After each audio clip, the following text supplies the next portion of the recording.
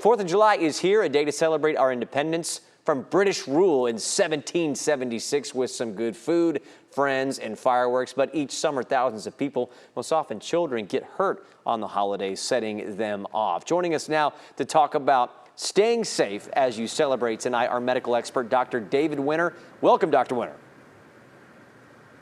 Hey, good to be with you, Matt. Yeah, so can you give us your advice on fireworks safety? What are your concerns, regarding children using fireworks, and what advice would you give to parents?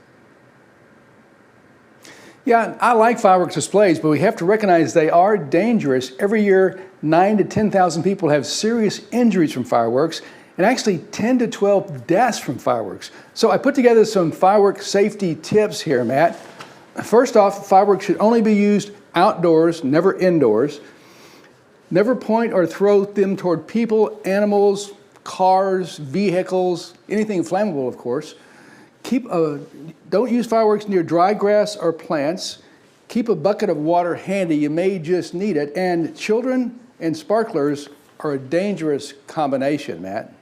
Yeah, so that last one, very important, because I think there are some concerns with sparklers and children. Probably seems like it's okay to give them some because they feel harmless, but what are you wanting to let parents know about them? Sparklers burn at 2,000 degrees Fahrenheit. They don't have to get very close to clothes to set them on fire, or the skin easy to burn with those things. So I worry about sparklers.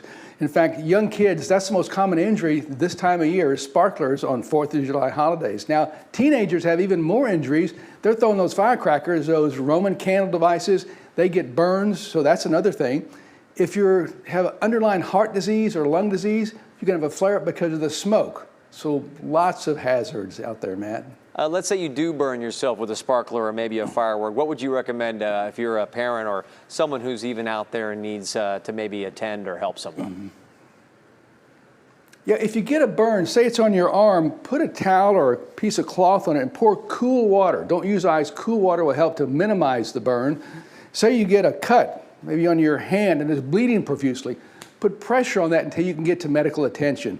A lot of reasons you can see urgent care centers, emergency departments, burns, smoke inhalation. Just be careful when you're out there having fun with the fireworks. Yeah, it's going to be a very interesting night, especially for those, like you said, in the urgent care centers and the emergency department. Doctor, thank you so much for joining us on July 4th, and happy Independence Day to you. And same to you, Matt. Good to be with you. All right. Well, if you do set off a few fireworks tonight, a few simple precautions that can help prevent a fire. That was one of the tips that the docs just told us. Wet down those spent fireworks and then put them in a metal trash can overnight. Make sure it's away from the house or any combustible materials. Store any fireworks you didn't use in a cool, dry place, and make sure they're out of reach of the children, too. And as